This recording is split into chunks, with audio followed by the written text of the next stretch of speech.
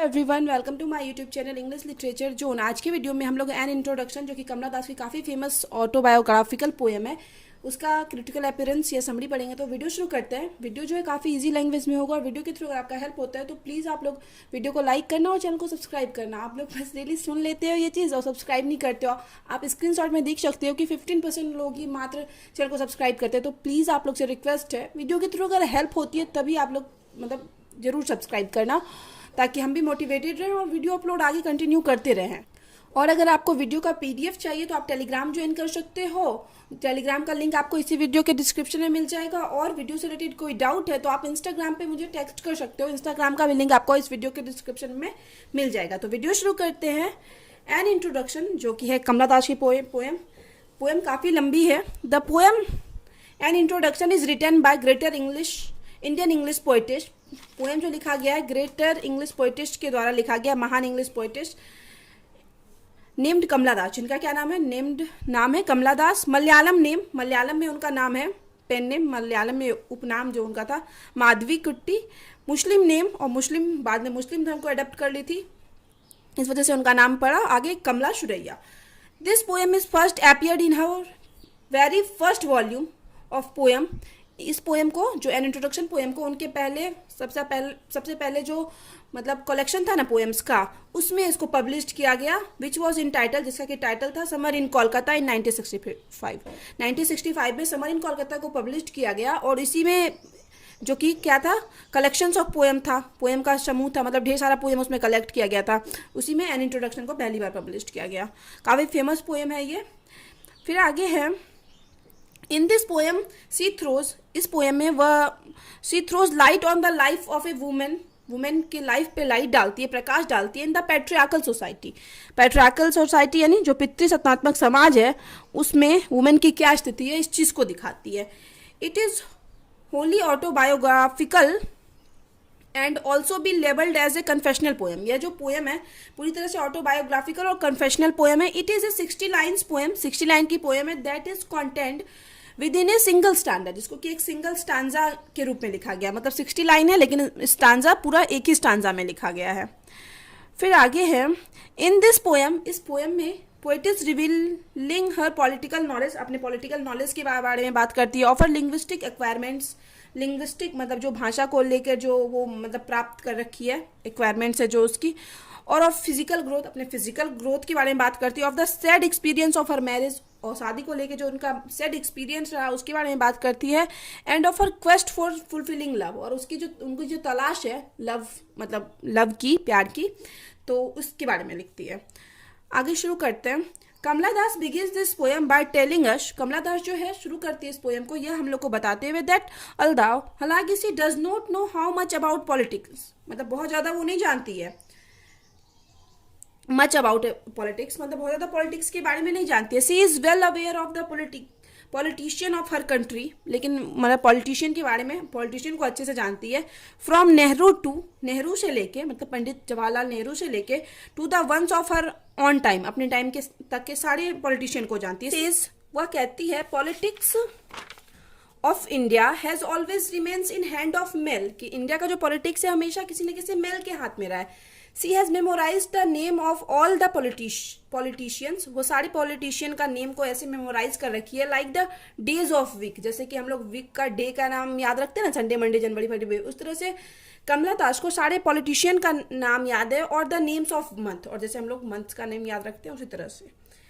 The lines depicts, यहाँ पे line ये दिखाता है how the males have been ruling the country, कैसे मेल लोग, मतलब जो पुरुष लोग हैं वो कंट्री पे रूल कर रहे हैं। Without giving this right to the women, बिना ये राइट, ये अधिकार किसी वुमेन, किसी औरत को दिए हुए। Moreover the rules are fewer in numbers, हालांकि रूलर्स जो हैं फ्यूअर है, बहुत कम है। Because democracy exist only in words, क्योंकि डेमोक्रेसी जो है यहाँ पे सिर्फ वर्ड्स में ही दिखती है, रियलिटी में ऐसा कुछ नहीं है। इन रियलिटी में the rule of the country remains in the hand of some people, और रियलिटी में जो वास्तविकता में क्या है कि रूल जो है, कंट्री का अधिकार, वो कुछ लोगों के हाथ में ही है। Now the poetess come towards her own life experience, अपने ऑन लाइफ खुद के लाइफ के एक्सपीरियंस के बारे में पोइटिस बात करती है। इस वजह से ये जो है पोएम ऑटोबायोग्राफिकल और कन्फेशनल दोनों है, कि पोइट अपने लाइफ के बारे में बात करती है, अपने एक्सपीरियंस के बारे में बात करती है, और हर चीज़ को लेके, अपने स्टडी मतलब पॉलिटिकल चीज़ को लेके, कैसे उनको क्या फेस करना पड़ा, अपने शादी वाला एक्सपीरियंस सब कुछ शेयर करती है। Now the poetess come towards her own life experience, अपने एक्सपीरियंस, सी सेज, वह कहती है that she is an Indian, कि वह इंडियन है, and brown in colour, brown in colour है क्योंकि मोस्टली जो इंडियन होते हैं वो ब्राउन इन कलर होते हैं। She is born in Malabar, कहाँ उनका बर्थ हुआ है, मालाबार में हुआ है। She can speak 3 language, 3 language बोल सकती है, like the most of the citizens of India, जैसे कि ज़्यादातर इंडियन बोल सकते हैं। She is also capable speaking 3 language and writing in 2 probably, 3 language बोल सकती है, लेकिन क्या लिखती किसमें, 2 लैंग्वेज में, द इंग्लिश में लिखती है, एंड हर नेटिव लैंग्वेज, और अपना जो नेटिव मातृभाषा थी उनकी, मलयालम में लिखती थी। She probably compares her self to the man, फिर से यहाँ पे वो खुद को कंपेयर करती है मैन से, the world trying to show that she is no lesser than him, और वो वर्ल्ड को, दुनिया को दिखाना चाहती है कि वो जो है किसी मैन से कम नहीं है। Being well familiar with the English, मतलब इंग्लिश की बहुत ज़्यादा जानकार होने के नाते, she uses this language in her writing, वो अपने राइटिंग में इस लैंग्वेज का यूज़ करती है।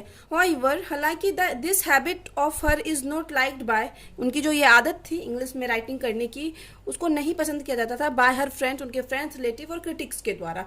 दे all condemn her for writing in English, वे लोग मतलब कमला दास की निंदा करते थे क्योंकि वो इंग्लिश में राइटिंग करती थी। एज अकॉर्डिंग टू देम, क्योंकि उन लोग के अनुसार English is the language of colonist, English जो लैंग्वेज है किसका है, कॉलोनिस्ट का। ये उनके रिलेटिव फ्रेंड का मानना था कि अंग्रेजों का लैंग्वेज है।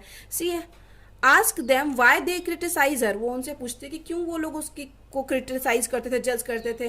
Y she is not given liberty to write, क्यों मतलब वो लोग जो है ना कमला दास को अधिकार नहीं दिए to write in whatever, उसमें लिखने का, उस लैंग्वेज में लिखने का जिसमें वो सी डिजायर, जिसमें वो चाहती है। इन दिस लाइन्स, इस लाइन्स में she exposes the jealous nature of her nearers, अपने नियरर्स और डियरर्स का जेलिश नेचर, मतलब जो लोग उनसे थोड़ा जलते थे उसके नेचर को दिखाती है। वो can not endure her skill, जो कि उसके स्किल्स की क्या करते थे, प्रशंसा नहीं करते थे, मतलब उनको अच्छा नहीं लगता था, मतलब राइटिंग कर रही है, उनको प्रसिद्धि मिल रही है, फेम मिल रही है, तो उनके जो फ्रेंड्स रिलेटिव थे जज करते थे और बोलते थे कि नहीं ये सही नहीं है, क्योंकि इसलिए भी क्योंकि वो लड़की थी। This makes them criticise her having no logical reason, मतलब वो क्रिटिसाइज करते थे बिना कोई लॉजिकल रीजन के साथ, बट टू पुट रेस्ट्रिक्शन, और चाहते थे रेस्ट्रिक्शन लगाना हर राइटिंग इन इंग्लिश, और बंद करवाना चाहते थे कि वो राइटिंग जो इंग्लिश में करती है उस पर रेस्ट्रिक्शन लग जाए, बंद कर दे वो लिखना। They try to tell her, वे मतलब उनको बोलते, वे लोग कमला दास को बोलते थे that the language she write in, कि जो लैंग्वेज में लिखती है is the language of colonist, कि ये अंग्रेजों का लैंग्वेज है, and thus she should avoid using it, इस वजह से उनको क्या करना चाहिए, नहीं यूज़ करना चाहिए इसको। सी वॉन्डर्स, वो आश्चर्य करती है, why society ignores the mistakes और इवन ब्लंडर्स, कि क्यों जो ये हम लोग का समाज है वो इग्नोर करता है गलतियों को, ब्लंडर को ऑफ मैन, किसी मैन के गलती को, ब्लंडर को इग्नोर करता है।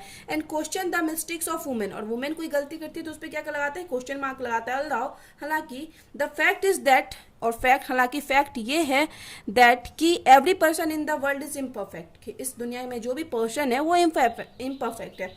She moves towards her married life, अब वो अपने मैरिड लाइफ के बारे में बात करती है। सी वॉज ए चाइल्ड, वह बच्ची थी, चाइल्ड थी। Although, she entered the stage of puberty at, वो अभी क्या की थी, एंटर्ड यानी प्रवेश ही की थी प्यूबर्टी के एज में, अपने मतलब यौवनावस्था में। Yet her soul was immature, और अभी भी उनका सोल क्या था, इमेच्योर था। As she was still a child, क्योंकि अभी भी वह बच्ची हैं आफ्टर मैरिज, अपने शादी के बाद भी। सी आस्क्ड फॉर लव, उनको क्या चाहिए, प्यार चाहिए, क्योंकि नॉर्मली 13-14 साल में उनका शादी हो गया था, तो इस वजह से वो ऐसा कहती हैं। हाउएवर, हालांकि her husband quenched his own lust on the poetess, लेकिन उनका जो हस्बैंड है अपना, अब उसके अंदर की लालसा, लस्ट जो है फिजिकल अट्रैक्शन को लेके, जो भी उसके अंदर था उनके हस्बैंड के अंदर, वो पोइट के ऊपर अपनी लालसा को बुझाता है। The poetess hair not only describe her married life, poetess यहाँ पे सिर्फ अपनी मैरिड लाइफ को डिस्क्राइब नहीं करती है, but tries to narrates the story of every women in her country, अपने कंट्री के सारे वुमेन की किसको बताती है, स्थिति को बताती है कि कैसा समाज था, क्या होता था। The girls after being married, वो बोलती हैं कि गर्ल्स जो जब जिनका शादी होता है, डिज़ायर, उसका इच्छा होती है, गर्ल्स का शादी के बाद क्या होता है, इच्छा, डिजायर होता है that her husband show compassion to her, कि उसका हस्बैंड उसके लिए क्या दिखाए, सहानुभूति दिखाए, दया करे एंड लव हर, और उसको क्या करे, प्यार करे। बट इंस्टेड, बट इसके बजाय, इसके बावजूद क्या होता है, she is drawn to the bed, उसको बेड पे खींचा जाता है, where she is not willing to do, मतलब बेड पे लाया जाता है, नॉर्मली फोर्स किया जाता है फिजिकल रिलेशन बनाने के लिए, जबकि वो नहीं भी चाहती हो, शादी के बाद भी अगर नहीं भी चाहती है तो फिर भी फिजिकल रिलेशन बनाने के लिए क्या किया जाता है, उसके ऊपर प्रेशर डाला जाता है। सी सेज, वह कहती है that she was not beaten by him, अपने हस्बैंड के लिए कहती है कि उसको अपने हस्बैंड के द्वारा मारा नहीं गया, yet her womanly body felt to be beaten, तभी उनका जो शरीर है उसको फील होता था कि बिटन टाइप का, मतलब कि कोई उसको पीटा है, कोई मारा है, वैसा फील होता था, क्योंकि पोएटिस जो है बहुत ज़्यादा छोटी थी तो उनको प्यार चाहिए था, लेकिन वो प्यार उनको मिला नहीं, अपने हस्बैंड के थ्रू भी नहीं मिला, बट वो एक्सेप्ट करती थी। सी स्टार्टेड हेटिंग हर फीमेल बॉडी, वो खुद को हेट करने लगी, अपने फीमेल बॉडी को हेट करने लगी, which we can understand in following line, जो कि हम निम्नलिखित लाइन में समझ सकते हैं। देन आई वोर ए शर्ट, कि क्या करती थी वो, फिर शर्ट पहन लेती थी, एंड माई ब्रदर्स ट्राउजर, और खुद के ब्रदर के ट्राउजर को पहन लेती थी, and cut my hair short and ignored my womanliness, और खुद को इग्नोर करती थी एज ए वुमेन, सारा कुछ ये बॉयज की तरह करके इग्नोर करती थी कि वो वुमेन है, ताकि ये जो मतलब जो सोसाइटी में चला रहा था उस चीज़ से बच सके। But in this patriarchal society, लेकिन जो ये पैट्रियार्कल सोसाइटी हम लोग का पितृसत्तात्मक समाज, women were interpreted as the, women की व्याख्या कैसे की गई है, dress in sari, be girl, मतलब इस तरीके से वुमेन को रिप्रेजेंट किया गया है कि वो साड़ी पहने, लड़की रहे, बी वाइफ रहे।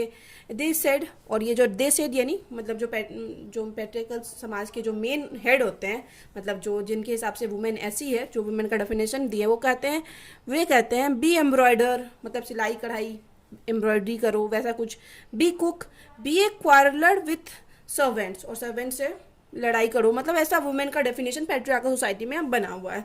सी मिट से मैन, वो मतलब आदमी से, ढेर सारे आदमी से मिलते थे, man is according to her, उनके जो अकॉर्डिंग जो आदमी है, the every man who desire a women, उनके अकॉर्डिंग जो मतलब ढेर सारे आदमी से मिली तो उनके अकॉर्डिंग जो आदमी होता है ना, तो क्या डेफिनेशन दी खुद के अकॉर्डिंग किसी भी आदमी का, कि जो मतलब सारा मैन जो होता है ना, उसको क्या चाहिए होता है, एक वुमेन चाहिए होती है टू क्वेंच हिज लस्ट, ताकि वो अपने लस्ट को, लालसा को पूरी कर सके।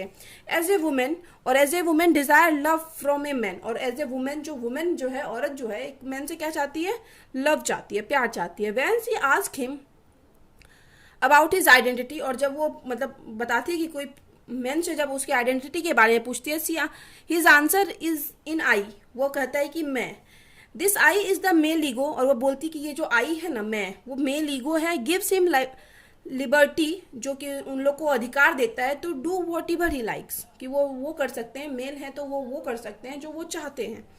पोइटिस फर्दर सेज, पोइटिस आगे कहती है दैट लाइक ए मैन की तरह ही सी ऑल्सो सिनर, वो क्या है, शिनर यानी पाप भी करती है, एंड सेंट, और साधु भी, अच्छे काम भी करती है, बिलव, प्यार भी करती है, एंड बिट्रेड, और घृणा भी करती है।